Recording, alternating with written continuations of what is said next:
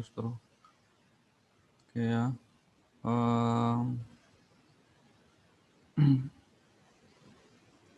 Oke, sudah kelihatan ininya, share screen-nya?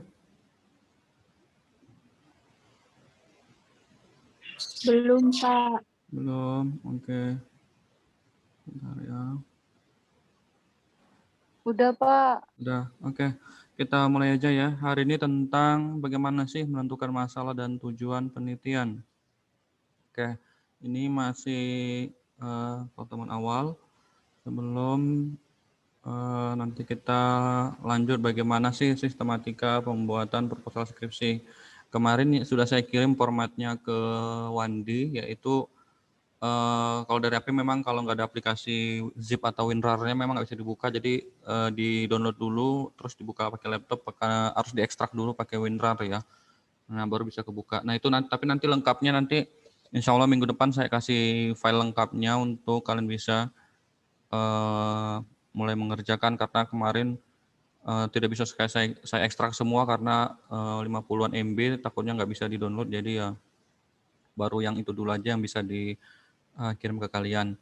Tetapi sementara ini beberapa sudah ada yang japri ke saya untuk bagaimana bikin teknisnya. Ya, jadi sekarang kita mulai dulu masuk ke bagaimana sih menentukan masalah dan tujuan penelitian. Oke, sebentar. Ini hari ini tuh semuanya error nih. Zoom-nya error, PPT-nya error. Oke, menentukan masalah dan tujuan penelitian. Kenapa sih kita harus tahu dulu permasalahan dan tujuan penelitian? Jadi penelitian itu berangkat dari masalah dulu. Ya, kemarin kan minggu sebelumnya sudah saya jelaskan. Untuk mencari topik permasalahan itu, untuk mencari topik skripsi atau proposal skripsi yang ingin kalian bahas itu berangkat dari masalah dulu. Kita nggak bisa mengkaji suatu hal tersebut kalau misalnya nggak ada masalah. Ya ngapain kalian kaji kalau misalnya memang nggak ada masalahnya. Makanya kita harus cari dulu permasalahan penelitian yang ada di tempat yang akan kita teliti atau kita kaji tersebut. Apa aja sih yang bisa menjadi sumber data masalah penelitiannya? Misalnya tren penyakit tren penyakit tertinggi di puskesmas misalnya apa, kemudian atau misalnya di masyarakat kalian menemukan apa sih permasalahan terkait lingkungan maupun misalnya perilaku masyarakat dalam menerapkan protokol kesehatan dan sebagainya. Atau kalau misalnya di perusahaan kalian bisa mencari data-data misalnya kayak kecelakaan kerja ataupun misalnya data penyakit akibat kerja, atau misalnya kalau kalian nanti ngambil pendataan K3 misalnya itu ada magang, atau misalnya nanti kalian ngambil pendataan Kesling misalnya. Pas ketika kalian nanti magang atau PKL diminta aja data awal, karena kan nanti setelah PKL atau magang itu kan langsung skripsi. Nah, itu bisa kalian minta data-data permasalahan di puskesmas, di rumah sakit atau di perusahaan terkait data-data yang ada di tempat kalian magang nanti atau di perusahaan atau di rumah sakit tadi. Nah, bisa juga data-data dari sekunder, misalnya data dari internet, misalnya berapa sih data kecelakaan secara global, nasional, dan seterusnya. Apa sih yang sekarang menjadi permasalahan di masyarakat, misalnya sekarang kan kita lagi di situasi pandemi COVID seperti ini. Nah, itu bisa. Nah, apalagi yang lagi tren seperti sekarang, lagi kayak pandemi COVID sekarang kan memang belum selesai. Nah, itu bisa kalian angkat untuk menjadi permasalahan tersebut. Nah, jadi yang pertama kali yang kalian harus cari adalah apa sih permasalahan yang ada di tempat yang ingin kalian teliti seperti itu. Pak, kalau misalnya nggak ada masalah, boleh nggak kita cari masalah? Ya nggak juga begitu ya. Jadi seperti itu. Jadi insya Allah misalnya kalau permasalahan itu tetap ada kok kan ya. Jadi seperti itu. Jadi bisa kalian kaji dari pertama itu dari permasalahan tersebut. Ini suara saya jelas ya, Wid ya? Iya, Pak, jelas. Oke, mohon maaf ya, ini PPT-nya masih error nih. Kelihatan ya PPT-nya masih error ya. Oke. Nah, nanti dari permasalahan tersebut baru kalian kaji apa aja yang menjadi topik permasalahannya. Nah, makanya nanti bentar ya, ini PPT-nya lagi error nih.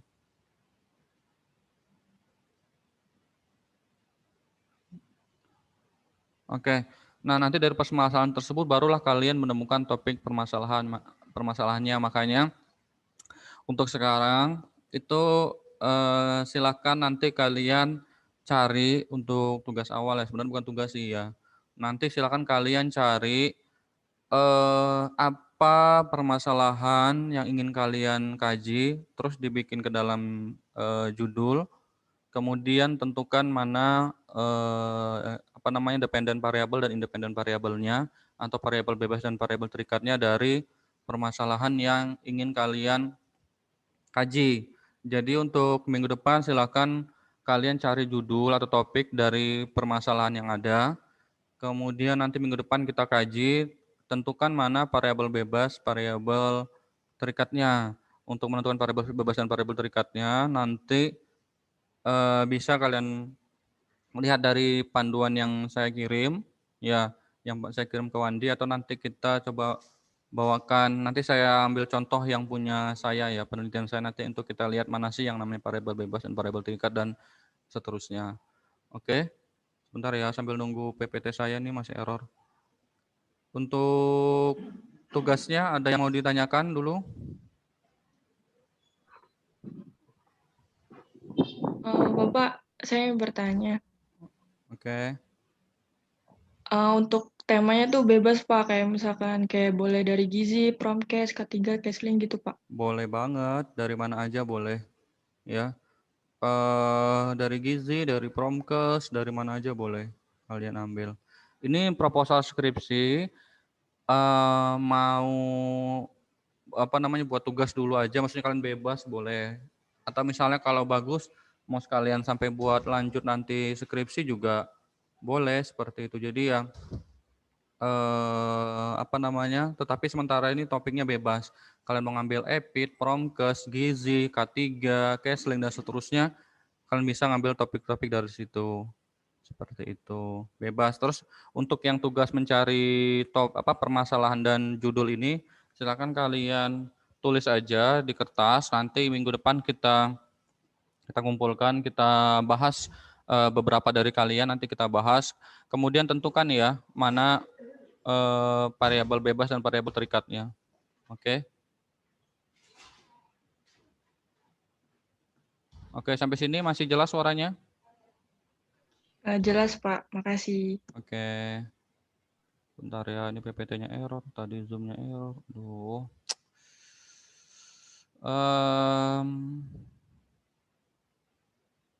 Oke. Bentar.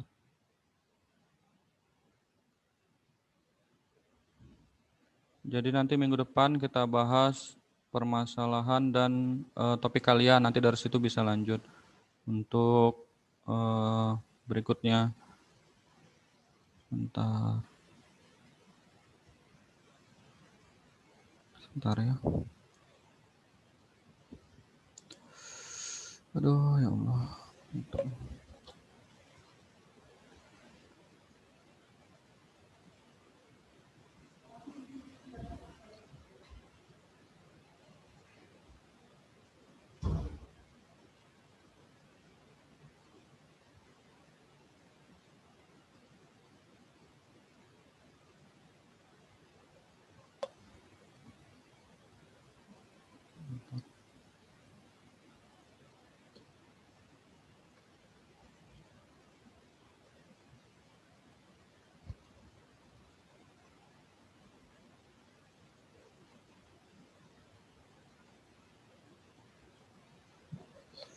Aduh, aduh, aduh, aduh. Error.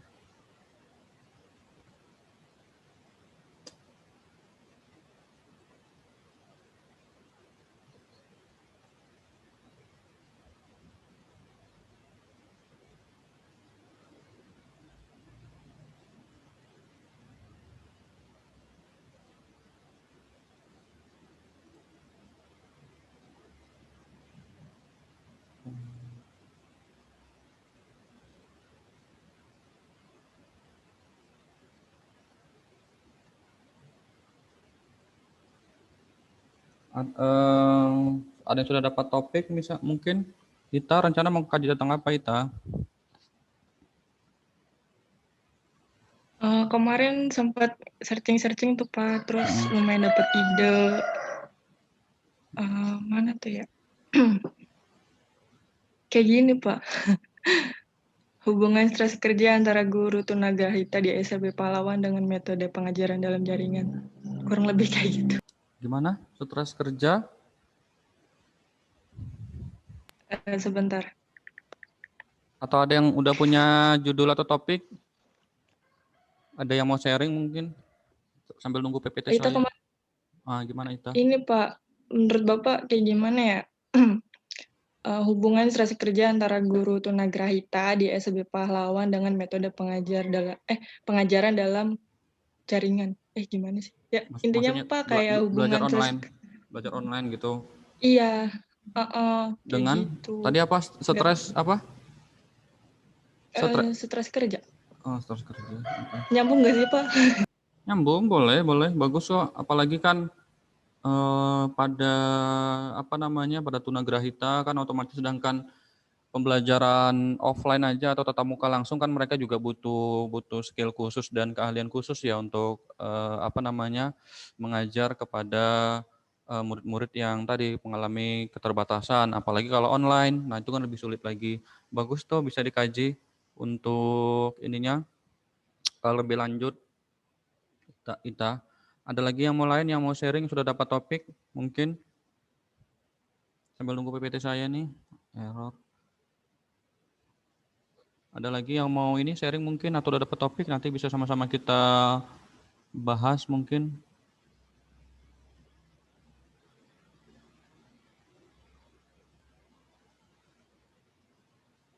Neneng, rencana tentang apa Neng? Saya tuh Pak ya udah punya 2 sih. Oke. Cuman nggak tahu nih Pak ya. Yang pertama tuh hubungan gaya hidup minimalis dengan kesehatan lingkungan. Dan yang kedua pengaruh berkembangnya kemajuan teknologi dengan terjadinya penurunan gizi gitu. Oh, kalau gaya minimalis itu seperti apa gaya minimalis? Soalnya saya belum pernah dengar gaya minimalis tuh. Kayak contoh minimalis tuh Pak, sekarang tuh kan kebanyakan kayak masyarakat atau dari kalangan-kalangan remaja gitu ya. Kebanyakan kan kayak masih menggunakan apa ya, bahan plastik gitu tuh. Bahan plastik, tapi kita harus kayak minimalis, mengurangi bahan plastik dan bahan yang dibuang tapi susah dibakar gitu Pak. Gimana ya? Oh, oke. Kalau misalnya referensinya banyak dan misalnya bisa kamu bisa kamu kaji, ya nggak apa-apa seperti itu. Referensinya kalau cukup, ya bagus tuh, masih jarang banget ya. Saya juga jarang banget dengar yang seperti itu. Bisa, tetapi kalau intinya jangan sampai mempersulit peneliti sendiri seperti itu. Kalau misalnya banyak referensinya dan memang kalau dari segi topik dua-duanya bagus ya. Cuma yang kedua itu yang kemajuan teknologi dengan penurunan gizi itu agak sulit memang untuk bagaimana mengkaji kemajuan teknologi, karena kan kita sulit ya mengkaji seberapa maju teknologi seperti itu. Tetapi bagus ya, topiknya bagus. Tetapi kalau misalnya ada penelitian yang sejenis boleh Neneng ambil. Cuma yang pertama kayaknya masih lebih bisa dikaji daripada yang kedua, karena yang kedua itu kemajuan teknologi itu kayaknya kok ngukurnya sulit seperti itu. Tapi bisa sih kalau misalnya kamu menemukan referensinya. Tapi kedua-duanya topiknya bagus dan masih jarang banget seperti itu. Itu ya. Oke, sekarang Iya, Pak. sekarang saya masuk dulu ya, menentukan masalah dan tujuan penelitian. Nah, urutan dalam penelitian. Yang pertama itu menentukan masalah. Nah, tadi saya bilang, menentukan masalah dulu, baru yang kedua itu hipotesis. Hipotesis itu dugaan sementara. Ya, dugaan sementara itu misalnya tadi kayak judul ITA, ada nggak hubungan antara stres kerja dengan pada guru tunagrahita dengan pembelajaran online daring tadi. Nah, seperti itu hipotesis. Atau ada nggak hubungan antara pembelajaran daring dengan stres kerja tadi, itu hipotesis. Kemudian menelusur pustaka. Ini karena nanti online, nanti minggu depan aja saya ajarin bagaimana cara mencari referensi jurnal biar bisa disaring, tahunnya disaring, kemudian referensinya yang ingin kita sesuaikan dengan ini. Jadi intinya itu cara mencari pustaka itu adalah keyword-nya, nggak usah judul lengkap, cukup keyword-nya. Misal stres kerja nanti yang muncul semua. Terus nanti kita saring misalnya tahunnya mulai tahun 10 tahun terakhir itu juga bisa, atau 5 tahun terakhir, itu lebih bagus kalau jurnal. Oke ya.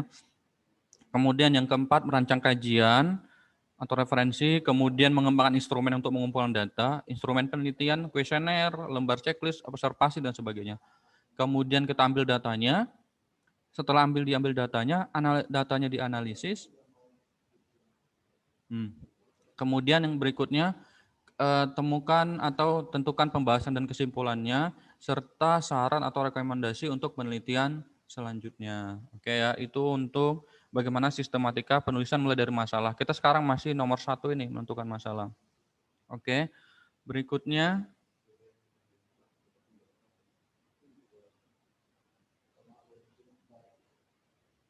Oke, sebentar ya.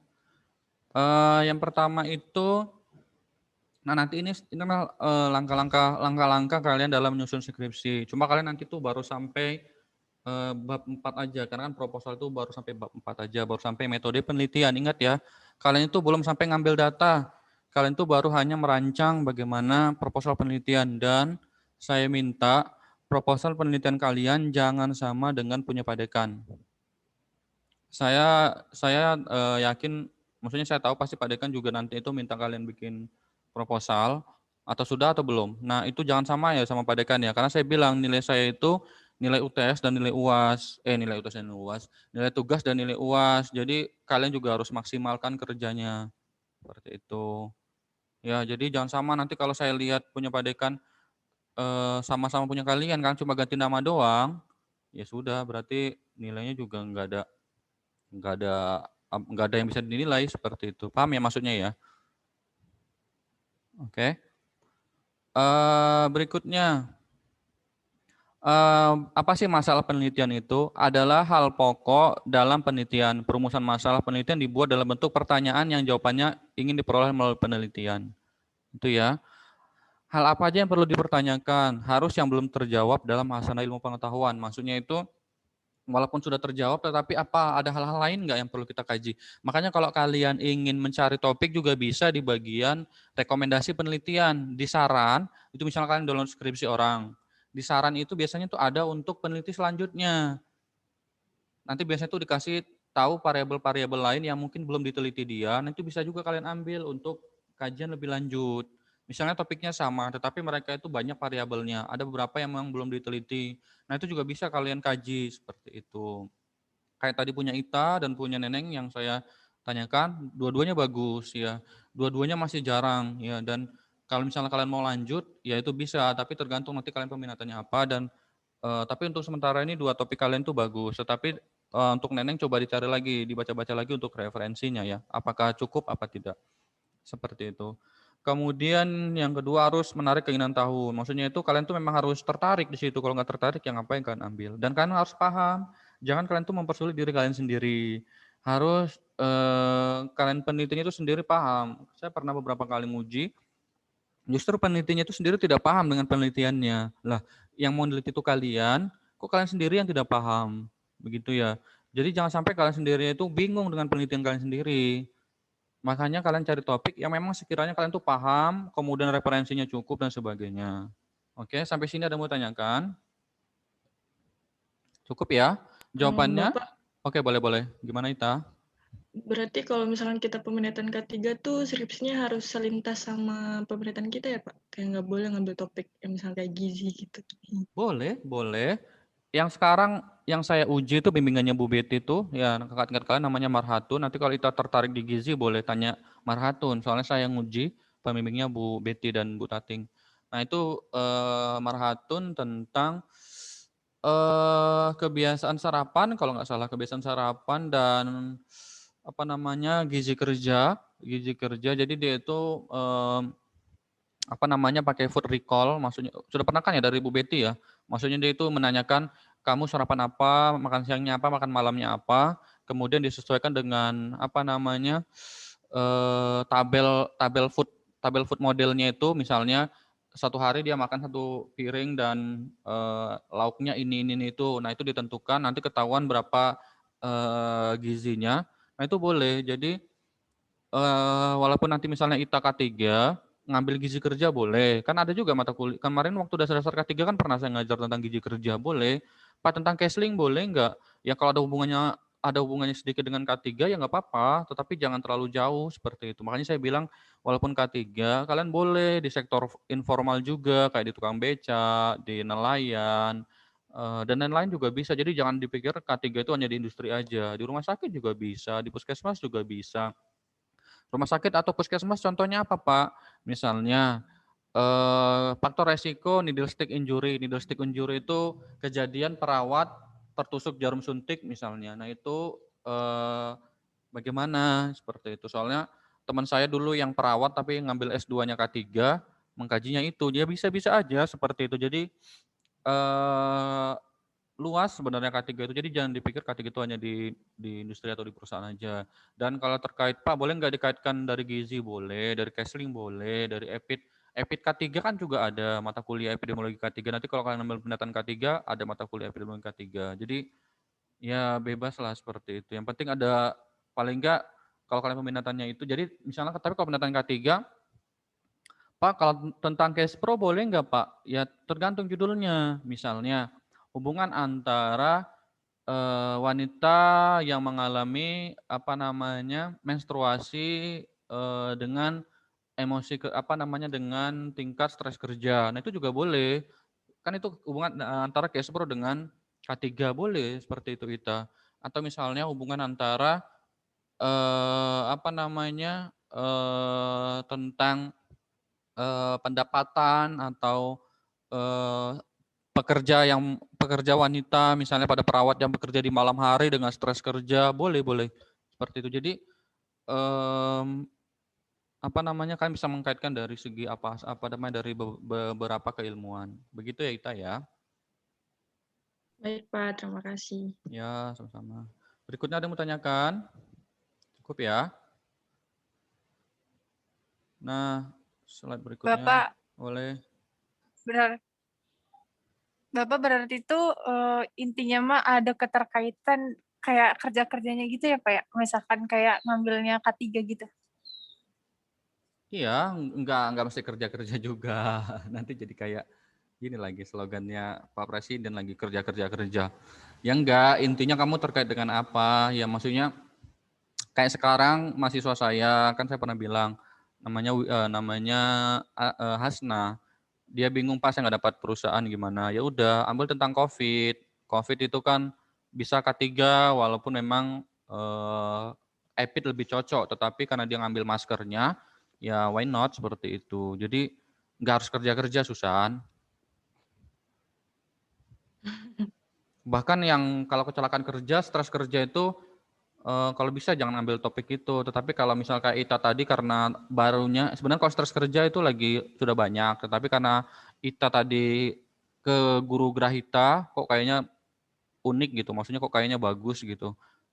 Tapi kalau stres kerjanya secara umum sih sudah banyak ya Ita ya. Tetapi karena kamu mengkajinya pada guru Grahita yang menurut saya itu permasalahannya sangat kompleks karena mereka yang normal aja susah apalagi yang keterbatasan.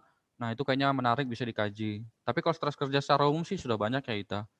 Jadi cuma keterbaruan kamu itu sih menurut saya permasalahannya tadi kompleks di sistem pembelajarannya. Maksudnya lebih ke ini apa namanya keterbatasan guru-gurunya. Jadi nggak hanya kerja-kerja aja Susan, jadi apa aja boleh ya. Oke.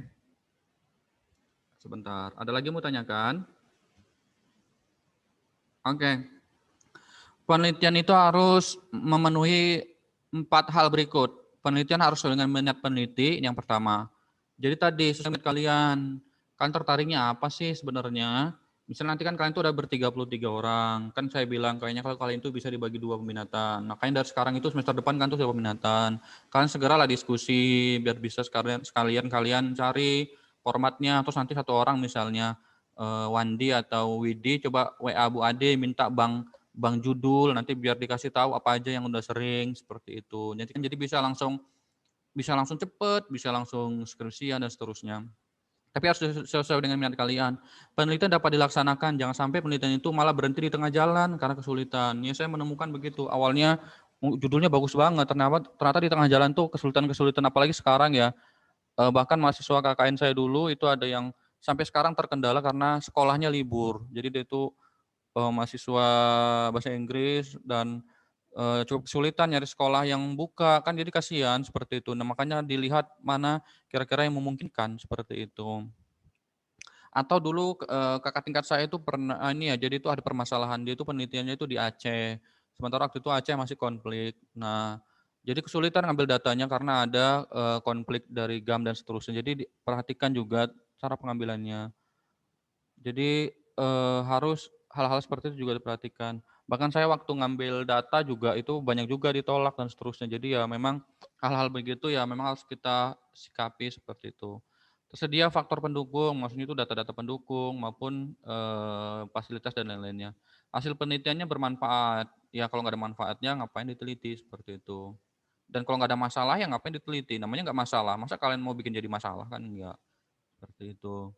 Misalnya di puskesmas Plumbon, diare nggak jadi masalah, tapi kalian kekeh pengen ngambil diare, ya nggak bakal nemu, nggak bakal match, karena nggak jadi masalah di Plumbon. Paham? Oke ya, seperti itu. Oke. Sesuai dengan minat, penelitian itu tidak mudah, sesuai dengan minat agar tumbuh motivasi yang kuat. Dan jangan tadi mempersulit kalian peneliti sendiri. Kemudian jangan sampai terhenti di tengah jalan. Kan saya pernah ceritakan teman dekat saya, bahkan 2 orangnya itu sudah seminar proposal. Bahkan sayang gitu kalau nggak dilanjutkan karena mereka udah tengah jalan malah berhenti di tengah jalan. Jangan sampai kalian begitu juga kan sayang. Karena kan saya bilang ini tuh adalah langkah terakhir sebelum garis finish kalian dan karena harus selesaikan yang menjadi goals atau tujuan kalian. Berikutnya, penelitian itu dapat dilaksanakan. Ya tadi saya bilang peneliti punya kemampuan untuk meneliti baik itu teori dan metode. Pak kita kesulitan Pak di Metopen. Ya mulai dari sekarang kan belajarlah Metopen. Cari di YouTube bagaimana cara mengolah data di SPSS. Itu banyak banget, gampang banget. Dari sekarang kan sudah harus belajar karena nanti pengolahan data mau nggak mau kalian harus mengolah data seperti itu. Atau misalnya Susan bisa nanya yang ngerti kemarin Metopen tuh misalnya Widi ngerti, Wid tolong dong diajarin. Nah itu jadi harus kalian bisa belajar dari sekarang. Kemudian peneliti mempunyai waktu yang cukup dari awal sampai selesai. Waktunya juga disesuaikan, jangan terlalu lama. Ya, kebiasaan mahasiswa di sini itu kebanyakan udah mau deadline baru nanti ngejar-ngejar dosennya di awal-awal kemana aja gitu. Jadi di awal-awal kenapa nggak dicari pelan-pelan? Makanya saya bilang kalau kalian tuh kalau bisa seminggu sekali tuh ada progresnya seperti itu. Jadi dosen tuh semakin kalian tuh aktif semakin cepat di ACC. Tetapi kalau kan tiba-tiba ngilang, ya udah kan sulit seperti itu. Jadi saya udah 3 tahun kan saya 3 tahun di sini dan 3 tahun sudah membimbing rata-rata begitu. Jadi sebulan sebelum mau wisuda, jadi mereka seminar proposal itu udah jauh-jauh hari. Tetapi lama-lama gitu dikerjain. Nanti udah sebulan mau pendaftaran wisuda barulah Pak. Kapan Pak bisa nggak Pak ketemu di Cirebon Pak? Pak kita datengin Pak gitu. Jadinya saya juga jadinya kewalahan sendiri gitu. Jadinya jangan begitu. Progresnya semakin kalian cepat, nanti aja Je. Kayak sekarang kan periode Maret wisudanya, nanti aja Je. Masih November nih. Semakin kalian cepat, semakin kalian tenang pikirannya, semakin kalian tuh nggak jadi beban dan seterusnya. Gitu ya. Berikutnya, peneliti harus mempunyai cukup tenaga untuk melaksanakan penelitian dari merencanakan, mengumpulkan data, mengolah data, menulis laporan, dan sebagainya. Kalau misalkan kesulitan, Pak, kita kesulitan dalam metode penelitian, tanya teman kalian yang paham, tanya teman kalian yang mengerti, sama-sama belajar. Kan kalian kan dari ber-33 mungkin ada 1-2 yang mungkin kalian dekat. Nah itu minta ajarin. Mulai dari sekarang tuh sudah pelajarin Metopen dari YouTube, cara mengolah data dari SPSS dan sebagainya. Ya seperti itu. Kemudian peneliti mempunyai dana yang cukup, usahakan juga dananya juga cukup, ya seperti itu. Kenapa? Karena nanti jangan sampai kalian kesulitan di pendanaan. Dulu teman saya ngambil penelitiannya itu tentang timbal, jadi dia ngambilnya itu pada sampel pada darah dan rambut. Nah satu sampelnya itu 300.000, jadi cukup mahal. Sesuaikan juga kemampuan kalian. Kalau misalnya mampu ya nggak apa-apa. Apalagi kalau penelitiannya itu laboratorium, diperhatikan.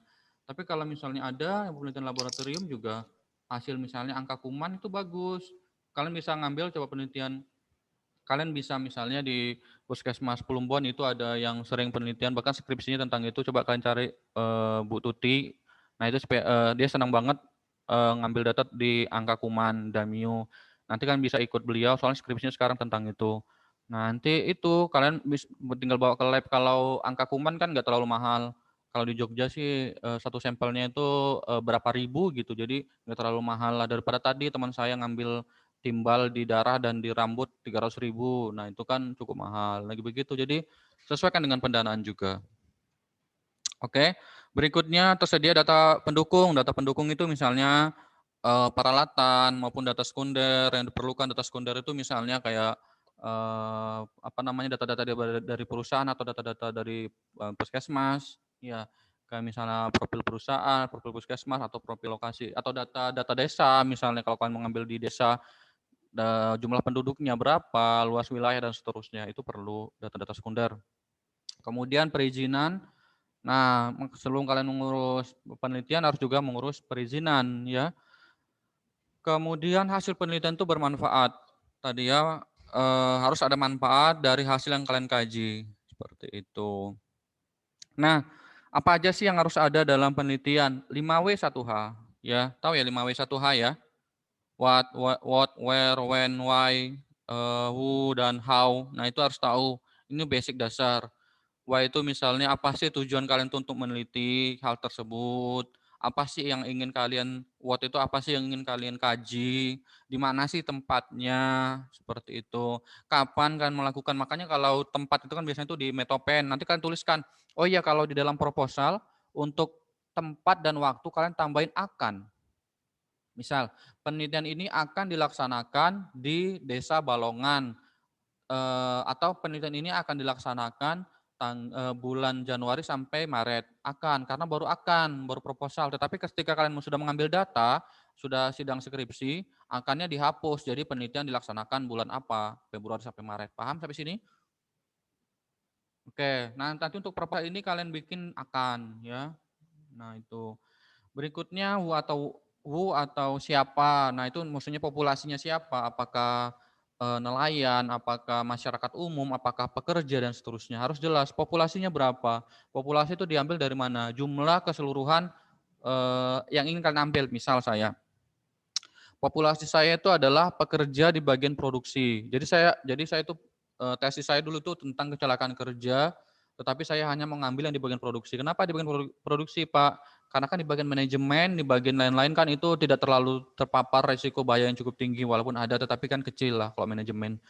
Nah, makanya saya ambil. Nah, populasinya berapa? Oh, ada 400. Nah, terus nanti samplingnya berapa? Samplingnya itu adalah sebagian dari populasi yang diambil, seperti itu. Nanti ini untuk lebih jelasnya nanti kita di bagian metode penelitian ya. Ini baru dasar aja. Untuk kalian mencari masalah dulu. Kemudian tujuan materinya, misalnya nih materinya itu pencemaran logam berat. Nah, nanti ini kalian cari permasalahannya, tugasnya tadi ya, saya ulangin ya, tugasnya kalian cari permasalahannya, kemudian tentukan ininya, 5W1H-nya, ya, tentukan 5W1H, yang variabel nggak usah dulu deh, sekarang kalian tentukan dulu, kalian cari satu topik permasalahan, tentukan 5W1H-nya, apa yang terkait dengan apa topiknya, siapa populasinya, di mana, kapan, populasi itu jumlahnya berapa, sampelnya berapa, tempatnya di mana, dan seterusnya. Ikutin contoh yang di slide ini. Nanti saya kirim, kayaknya sudah saya kirim ke Wandi deh slide-nya. Kalau nggak nanti saya kirim lagi ya untuk slide ini, untuk PPT ini. Ya, jadi tadi tugasnya itu ya, nanti minggu depan dikumpulkan, terus di kertas, di binder aja atau kertas kecil. Nanti kita kumpulkan di minggu depan, kita bahas beberapa orang sampling dari kalian. Oke. Ya, paham sampai sini untuk tugasnya? Paham ya? Oke, Susan kayaknya paham banget kayaknya. Oke. Oke, bisa berarti besok Susan yang salah satu saya tanyain ya. Oke. Minggu depan nanti Susan yang salah satu saya tanyain, soalnya Susan kayaknya yang paham banget. Oke. Bagaimana sih panduan memilih topik? Nah ini, pertama itu dipilih oleh peneliti sendiri, ya masa kalian dipilihkan oleh pacar kalian kan. Jadi kalian yang milih sendiri, orang kalian yang mau jalanin, kan nggak mungkin pacar kalian yang ngejalanin, seperti itu. Paling juga pacar kalian hanya bisa ngasih support atau nemenin penelitian, tetapi kan untuk topik tetap kalian sendiri yang melakukan, benar ya? Termasuk minat peneliti, termasuk spesialisasi peneliti, maksudnya itu di mana sih kalian senengnya? Misalnya tadi Kak Ita, Pak saya senengnya Pak di gizi kerja, Pak boleh nggak? Ya boleh, seperti itu. Kalau gizi kerja coba Ita cari buku-buku referensi tentang gizi kerja, misalnya buku Al-Matsir atau panduan gizi dari Kemenkes. Nah itu silakan dibaca-baca Ita dari sekarang. Untuk gizi kerja masih jarang, jadi kalau Ita mau ngambil topik itu boleh. Kemudian termasuk kompetensi peneliti untuk menanganinya, dalam kemampuan peneliti untuk membiayainya juga tadi sudah. Berikutnya apa aja sih? Dapat diteliti dan dapat dikelola data tersedia, baik itu dari kacamata, dari data-data dari referensi tadi. Ya nanti minggu depan kita praktek langsung bagaimana sih cari referensi yang mudah dan gampang nantilah. Tapi dari sekarang kalian cari-cari dulu untuk permasalahan tadi. Berikutnya dapat diselesaikan dalam jangka waktu tertentu. Karena kalian masih skripsi, usahakan jangan yang bikin sulit kalian. Misalnya kalau jangka waktunya lama, misalnya penelitian itu cohort. Tahu penelitian cohort ya? Pernah dengar penelitian cohort? Pernah ya? Cohort itu kan harus diikutin dari awal sampai akhir. Misalnya kepatuhan ibu hamil dalam mengkonsumsi tablet FE. Nah itu dari awal sampai akhir harus kalian ikutin. Nah itu kan cukup lama. Ya jangan sampai kalian tuh malah kesulitan sendiri. Misalnya kepatuhan penderita TBC dalam mengkonsumsi obat-obatan. Nah kan TBC itu kan harus diselesaikan dalam 6 bulan dan nggak boleh putus. Kalau dia ada yang lupa harus ngulang lagi dan seterusnya. Nah itu jangan sampai kalian malah kesulitan di situ, kalian nungguin 6 bulan gitu dan seterusnya. Jadi harus diselesaikan dengan tepat waktu atau waktu tertentu. Karena kan kalian waktu itu terbatas. Kalian tuh PKL itu mulai dari bulan Januari, Februari, Maret. Paling lama itu kalian magang, saya ingatkan ya. Kalau bisa nanti kalian itu magang, mau peminatan kalian itu apa aja, maksimal kalian itu April harus sudah selesai magang.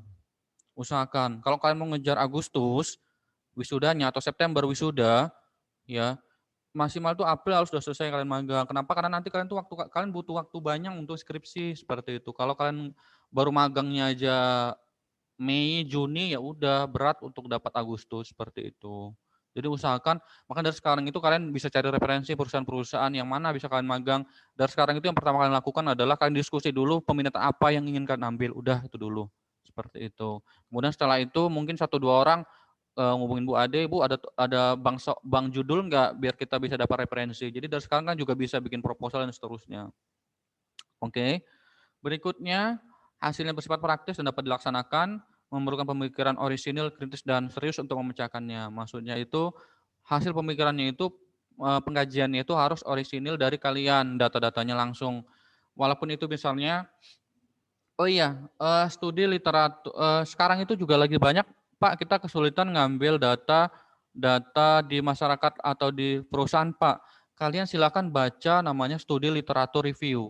Studi literatur review itu adalah literatur review ya. Jadi itu kalian mengkaji misalnya Susan, mengkaji dari 10 jurnal, disimpulkan, itu bisa jadi penelitian loh. Oke. Itu bisa jadi penelitian. Jadi nanti caranya nanti kalian bisa nanti minggu depan deh saya coba kirimkan penelitian saya sama Bu Sarina tentang literatur review. Ya, jadi beberapa jurnal. Jadi kalian tuh nggak perlu ke lapangan, enggak. Kalian hanya mengumpulkan jurnal, kalian analisis, misalnya kayak penelitian saya dengan Bu Sarina, mikroplastik di perairan di Indonesia. Kan nggak mungkin, perairan Indonesia itu kan luas banget. Ya cari aja penelitian jurnal yang tentang mikroplastik, khususnya di Indonesia, tinggal disaring, kemudian diambil mana yang terbaik, kemudian dikaji. Oh dari penelitiannya Pak Eko itu begini, oh dari penelitiannya Susan tentang mikroplastik begini. Nanti itu disimpulkan, oh gambaran perairan Indonesia itu begini, kalau bisa perairannya beda-beda. Misalnya ada yang perairan di Sumatera, ada perairan di Jawa, ada perairan di Sulawesi dan sebagainya. Nah itu bisa loh dikaji seperti itu, jadi nggak perlu ngambil data secara langsung. Nanti minggu depan coba saya kasih lihat ke kalian. Oke, berikutnya harus memberi ganjaran kepada peneliti jika penelitian telah selesai. Kemudian ada pertimbangan bahaya baik fisik, sosial, atau hukum. Ini juga harus kalian hati-hati ya. Saya juga waktu penelitian tuh ada yang marah-marah ke saya, mana kamu penelitiannya, saya nggak mau diteliti, mana kamu bukti perizinannya. Makanya kalau kalian itu harus ngurus izin dulu ke instansi terkait ya, seperti itu. Nah ini, apa sih yang harus diteliti? Agar cukup singkat, judul tidak perlu menyebut jenis penelitian apa, deskriptif apa, tidak perlu. Jadi penelitian itu maksimal itu 12 kata. Ya, ingat judul itu maksimal 12 kata sampai 15 kata aja. Dan tidak perlu kalian bikin jenis penelitian ini, nggak usah. Metode itu nggak, itu nanti dijelaskan di ini. Misal, faktor resiko kejadian diare pada balita di Kabupaten Indramayu. Cukup, nggak usah kalian jelaskan faktor resiko kejadian diabetes DBD di Indramayu dengan menggunakan metode penelitian kuantitatif, kemudian samplingnya segini, nggak usah dijelaskan di judul. Paham? Ya, judul itu dari judul aja sudah bisa kebaca. Nah, nanti baru penjelasannya itu di dalam isinya. Seperti itu. Oke. Pak, variabel kita banyak Pak, kayak ITA misalnya.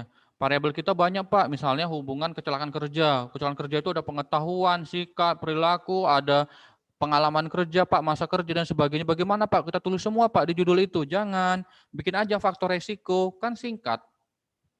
Paham? Nanti di dalamnya baru kalian jelaskan faktor resikonya apa aja. ITA saya Pak mau mengkaji pengetahuan, sikap, perilaku. Nanti itu dijelaskannya di dalam proposalnya. Tetapi kalau di judulnya kalian nggak usah jelaskan semua variabelnya. Paham ya? Kalau kecuali variabelnya cuma satu, hubungan antara pengetahuan dengan penerapan protokol kesehatan COVID di Desa Margadadi. Ya tuliskanlah, masa itu kalian bikin faktor resiko. Atau misal ya maksimal judulnya 2, hubungan antara pengetahuan dan sikap dengan penerapan protokol kesehatan. Kalau lebih dari 2, bagusnya itu dibikin faktor resiko aja. Paham? Oke, bisa ya? Ada yang mau tanyakan sampai sini?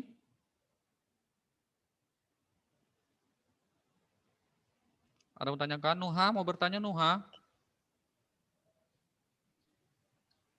Bapak, kalau misalkan untuk magang sendiri tuh harus di perusahaan Pak. Kalau misalnya kayak CV itu boleh nggak? Ke mana?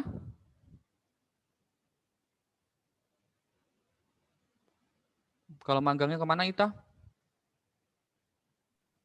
Maksudnya tuh kalau misalkan magang tuh cuman boleh di perusahaan doang. Maksudnya kayak ke CV gitu boleh atau tidak Pak? Boleh, boleh, boleh, boleh, boleh, boleh. Eh,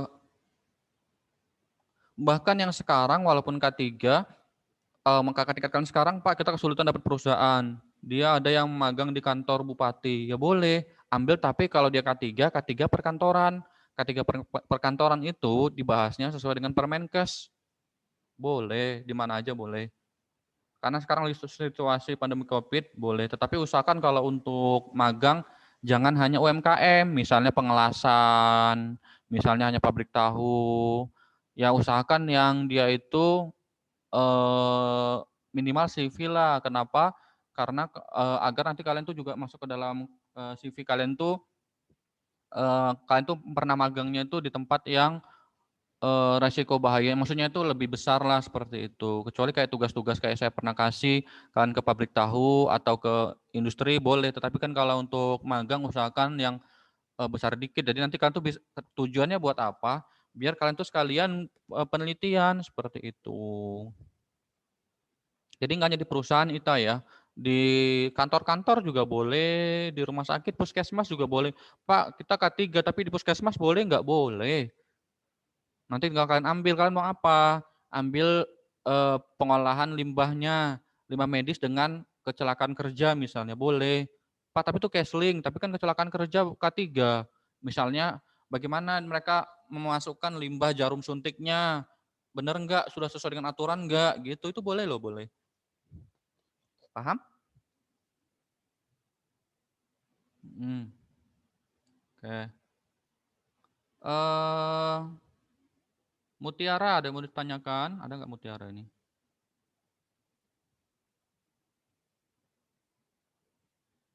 Cukup. Nanda Putri ada yang mau tanyakan Nanda? Enggak. Enggak, Pak. Oke. Nanda tentang apa? Sudah dapat ide? Belum. Oke, belum. Jangan lama-lama ya Nanda ya. Oke, berikutnya judul, penegasan judul, alasan pemilihan judul, masalah yang akan diteliti, tujuan penelitian, kemudian manfaat hasil penelitian. Judulnya itu sifatnya dan jenis penelitian, harus jelas, menggambarkan objek yang diteliti, subjek penelitian, lokasi. Tadi kan saya sudah bilang, jenis penelitian itu nggak perlu kalian tuliskan metode penelitiannya apa, tetapi cukup nanti kayak hubungan antara diare dan ini, oh ini paling cross seksional seterusnya, jadi bisa. Objek yang diteliti siapa? Oh manusia. Subjeknya siapa? Lokasinya di mana? Tahunnya kapan? Jadi itu nanti judulnya begini. Kalau kalian mau spesifik, faktor resiko kejadian demam berdarah pada balita di kabupaten di Desa Balongan tahun 2022. Nah gitu, jadi lengkap. Paham ya? Tapi nggak usah kalian bikin lokasinya lengkap banget. Misal, Neneng mau meneliti hubungan antara hubungan antara pengetahuan dengan kejadian diare pada balita di di blok Dukuh Malang misalnya, Desa Balongan, Kecamatan Balongan, Kabupaten Indramayu, Provinsi Jawa Barat, Indonesia. Aduh, kepanjangan. Ya. Oke, paham ya?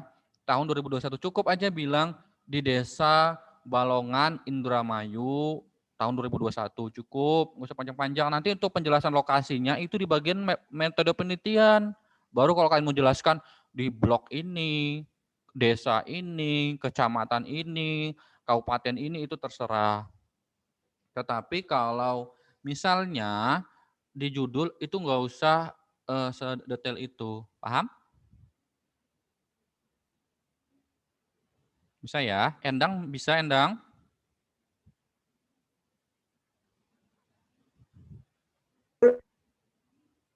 Ya. Panduan menulis judul. Biasanya judul dirumuskan sebelum penelitian dimulai, dapat direvisi kemudian jika perlu. Jadi judul itu bisa diperbaiki nggak? Bisa. Nanti kalian, Pak, kita udah seminar proposal, Pak, boleh nggak diperbaiki judulnya? Boleh.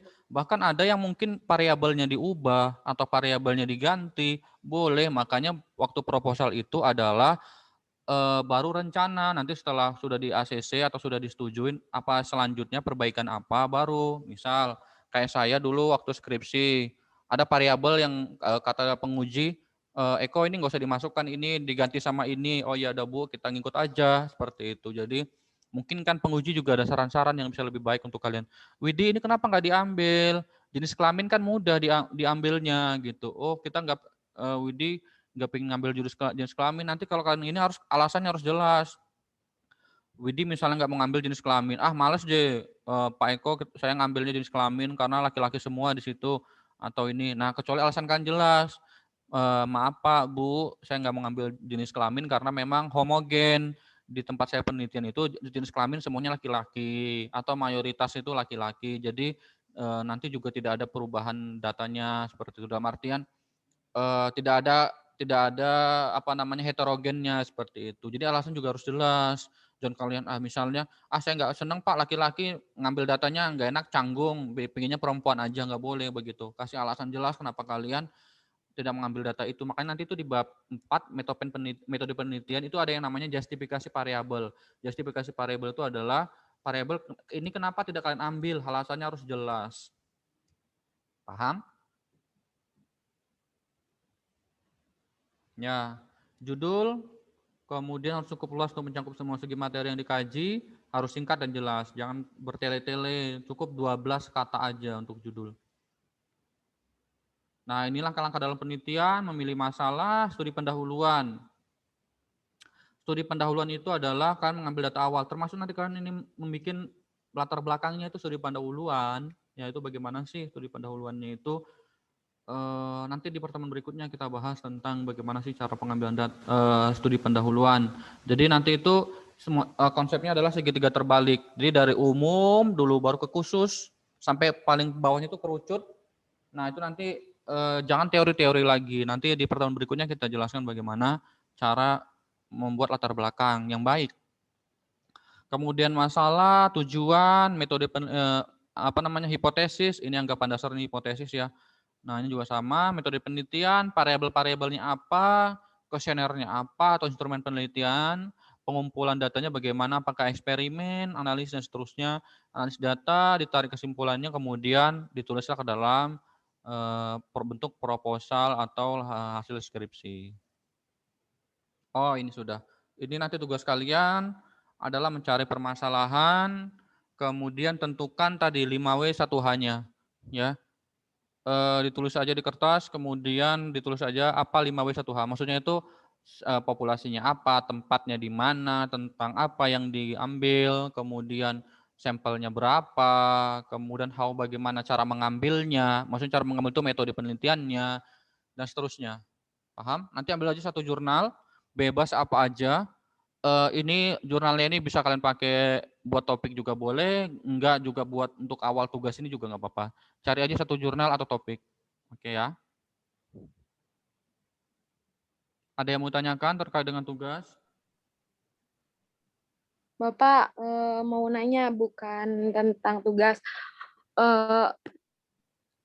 Ini kan nanti kan pas kita misalnya mau bikin skripsi, terus ngambilnya itu penelitiannya di tempat kita magang. Nah, pas kemarin tuh saya tuh udah tanya-tanya gitu kan sama paman saya di Pertamina, dia tuh terus nanya, ini nih kecelakaan kerjanya apa aja yang sering terjadi. Dia tuh kayak kejepit, katanya tuh kayak gitu Pak, kayak berhubungan sama APD. Nah, terus pas kemarin tuh kalau nggak salah Bapak tuh bilang kalau APD sama apa gitu udah terlalu banyak katanya ya. Nah, sedangkan masalahnya itu Pak di sananya seperti itu. Jadi kita tuh apa cari masalah yang lain atau bagaimana gitu Pak? Kalau misalnya di sana masalahnya adanya itu dan sudah banyak gitu. Oke. Kalau misalnya permasalahannya banyak kalau kecelakaan kerja dan APD pasti tetap menjadi masalah. Coba cari, kan permasalahan di tempat kerja kan bukan hanya itu, Dewi, ya. Nanti kamu cari permasalahan lain. Jadi itu bukan skripsi itu bukan hanya penelitian yang paling, misal tadi 10 penyakit tertinggi. Kalian ngambil hanya yang data nomor 1. Oh, ternyata data nomor 1 diare itu terlalu banyak. Bisa nggak yang data-data lain, misalnya data urutan nomor 2, nomor 3, apa data urutan nomor 2, nomor 3? Oh, misalnya nomor 2-nya ternyata stunting juga jadi masalah dan seterusnya. Jadi ambil alternatif permasalahan lain. Memang kalau untuk kecelakaan kerja dan APD itu sudah cukup banyak, dan untuk saat ini memang kalau untuk pendidikan K3 kecelakaan kerja dan APD itu lagi di-skip dulu sih. Mungkin 2 tahun ini mungkin bakal di-skip dulu untuk kecelakaan kerja dan APD. Jadi misalnya, Pak, tapi di Pertamina atau di tempat yang ingin saya teliti permasalahannya masih kecelakaan kerja dan APD, Pak. Coba tanya lagi, diskusi, kira-kira apa sih permasalahan selain kecelakaan kerja dan APD. Jadi ambil alternatif permasalahan lain selain dari masalah yang itu. Tapi misalnya Pak, di situ permasalahannya justru itu Pak permasalahan utamanya. Ya kan permasalahan kan tadi kompleks, bukan hanya kecelakaan kerja dan APD aja. Cari alternatif permasalahan-permasalahan lain yang mungkin bisa kamu kaji yang belum banyak dikaji orang, seperti itu. Begitu ya Dewi ya. Iya Pak, terima kasih. Jadi saya yakin juga permasalahannya bukan hanya kecelakaan kerja dan APD aja, tapi pasti banyak terkait dengan permasalahan-permasalahan K3 di situ. Nah, nanti kamu bisa cari alternatif lain, permasalahan lain yang mungkin bukan kecelakaan kerja dan APD, karena sudah terlalu banyak sekali terkait dengan kecelakaan kerja dan APD, seperti itu. Mungkin kalau ada topik misalnya, Pak, tapi tetap terkait kecelakaan kerja, tetapi ada hal-hal lain yang baru misalnya, ya boleh, nggak apa-apa, seperti itu. Hal-hal lain, hal baru itu mungkin kalian temukan misalnya kecelakaan kerjanya itu terkait dengan kondisi lingkungan kerjanya, bukan dengan perilakunya, ya nggak apa-apa, seperti itu. Jadi mungkin kalau terkait dengan perilaku, pengetahuan dan seterusnya mungkin sudah terlalu banyak. Kita pinginnya Pak kecelakaan kerja, tetapi ternyata dari aspek lingkungan kerjanya gimana Pak? Misal terkait dengan suhu, kebisingan dan sebagainya, atau terkait dengan area kerjanya licin jadi bikin slip atau kepleset dan seterusnya. Boleh kalau yang itu. Jadi yang kalau terkait dengan kayak pengetahuan atau yang sikapnya dari faktor manusia itu kayaknya sudah cukup banyak. Tetapi kalau faktor-faktor lingkungan itu mungkin bisa kalian kaji lagi. Seperti itu ya Dewi ya. Iya Pak. Ada lagi yang mau ditanyakan? Dian, bertanya Dian. Bapak Neneng. Oke Neneng, gimana Neng? Misal nih Pak ya kan Neneng sudah nentuin judul gitu, satu judul gitu. Terus itu tuh judulnya tuh kayak masih baru gitu dan masih kayak jarang gitu ya Pak. Nah, otomatis kan kalau misalkan mau bikin, ya salah satu syarat bikin skripsi kan kayak nyari jurnal-jurnal yang terkait atau terhubung gitu kan, biar itu. Nah, kalau misalkan karena judulnya itu masih jarang, terus susah gitu nemuin jurnal-jurnal terkaitnya atau yang berhubungannya gitu. Nah itu tuh Pak, tapi banyak gitu teori-teori yang samanya gitu tuh. Itu boleh nggak Pak? Boleh, boleh. Atau kalau misalnya kan kalau yang jarang-jarang itu kan biasanya itu kalau jurnal asing itu kan banyak yang meneliti ya. Maksudnya eh, kalau referensi kalau referensinya sedikit kan kan bisa cari keywordnya itu pakai bahasa Inggris seperti itu. Karena kebanyakan kalau jurnal-jurnal asing itu biasanya lebih banyak mengkaji. Makanya kalau saya bimbingan dengan saya itu biasanya selalu saya tekankan kalian cari minimal 5 jurnal asing untuk membantu referensi kalian seperti itu. Jadi biasanya kalau jurnal asing itu lebih banyak mengkaji hal-hal yang jarang dikaji di Indonesia, karena kalau Indonesia itu kebanyakan masih hal-hal yang sudah biasa dikaji. Tetapi kalau untuk yang ini referensi-referensi kayak saya kan penelitian saya itu tentang meme. Saya udah bawakan kemarin ya tentang meme ya, tentang yang promosi kesehatan tetapi yang dalam bentuk lucu-lucu atau jarang hal-hal yang unik begitu. Kemarin sudah ya waktu program K3 ya. Nah, itu referensinya itu di Indonesia itu sangat jarang, Neng, yang meneliti tentang begitu. Bahkan kalau yang terkait di tempat kerja itu setahu saya baru saya. Ya, saya kajinya apa, Neng? Jadi yang mirip-mirip meme yang saya pernah kaji itu meme di sekolah. Jadi dia itu bikin meme untuk perpus biar gimana sih menarik. Ayo Gi baca buku, kalau nggak baca buku kamu gini gitu-gitu. Jadi saya ngambilnya dari situ kan sama-sama meme. Kemudian ada juga yang mengkaji tentang meme komik. Saya kan pernah bahas ya di Instagram itu ada meme komik. Nah, jadi yang mirip-mirip aja begitu, Neng. Nah, kebanyakan justru mengkajinya itu dari luar negeri, tapi mereka bahasanya bukan meme, Neng. Mereka tuh bikinnya itu jokes information. Jadi itu kayak informasi tapi yang lucu gitu. Jadi ya udah kan itu mirip seperti itu. Referensinya sulit nggak Pak? Di luar banyak saya kajinya, tapi nggak meme langsung, paham nggak? Jadi yang similar itu yang mirip. Kayak saya kan meme itu kan tentang kelucuan, tentang jenaka. Banyaknya itu mereka itu tentang informasi itu jadi jokes, promotion, atau promosi dalam bentuk jokes atau bercandaan, atau seed posting. Seed posting itu kalau kalian pernah tahu yang pebasket Yao Ming yang sering dijadikan meme, nah begitu-begitu mereka mengkajinya begitu. Jadi nggak langsung secara meme.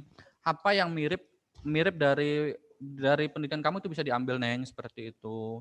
Jadi yang similar atau kata lainnya, jadi kamu kalau kesulitan cari topik yang sama persis, cari yang similar atau mirip dengan topik kamu, itu bisa diambil. Paham ya?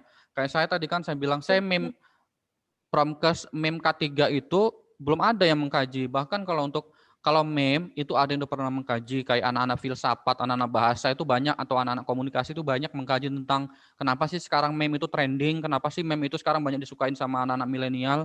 Nah itu banyak, tetapi kalau yang di K3 itu yang setahu saya, yang saya cari referensinya itu baru saya. Data di Indonesia maksudnya itu. Cuma saya kaitkan aja, jadi saya combine antara meme tadi dengan K3 gitu. Paham ya, Neng? Nah, di luar negeri lebih kebanyakan itu jokes posting gitu. Bisa? Jadi kamu cari yang mirip-mirip. Ada lagi Ya, Pak. Terima kasih, Pak. Sami, ada lagi mau tanyakan?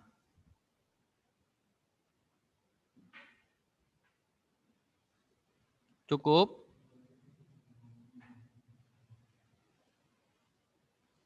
Cukup ya? Halo, cukup?